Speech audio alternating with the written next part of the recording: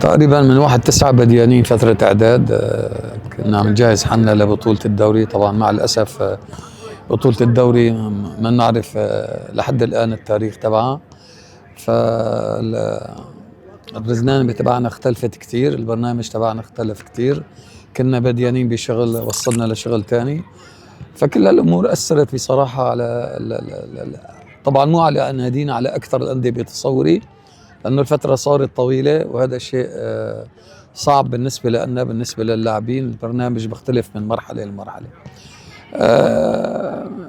بالنسبة لبطولة النصر والتحرير اللي هلا راح تصير بحلب، كمان مع الأسف الشديد يعني هي بطولة طبعا غالية على قلبنا كلياتنا. بطولة صارت مهمة، بطولة جيدة للفرق قبل الدوري. البطولة ما راح نستفيد منها كتير لأنه نحن عنا غيابات كبيرة، عنا لاعبين أولمبي ولاعبين منتخب رجال. راح يكون في كتير تغيير بجسم الفريق بهالبطولة هاي.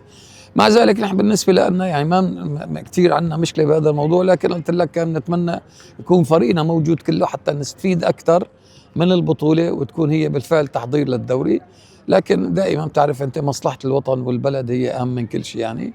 ففي موضوع المنتخب هذا وضع تاني يعني ما فينا نحن نحكي فيه.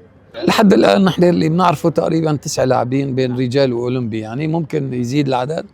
هذا بس حاليا هو في تقريبا 9 لاعبين موجودين بين اولمبي وبين رجال، فممكن يزيد العدد كمان شوي ما بنعرف. لكن نحن يعني والغايبين كلهم لاعبين مؤثرين، يعني اكثر من لاعبين اساسيين بالفريق. يمكن اكثر شيء نحن بيفيدنا وبيخدمنا بهالبطوله انه اللاعبين الاجانب راح ياخذوا جرعه اكثر مع الفريق، ينسجموا اكثر، يتعرفوا على الفريق اكثر، لانه بتعرف بحاجه لوقت اكثر لانه ينسجموا مع الفريق. فهذا ممكن هي الشغله الايجابيه الوحيده تفيدنا بالنسبه للاعبين الاجانب، ولا ما تبقى بتصور نحن ما كثير مستفيدين.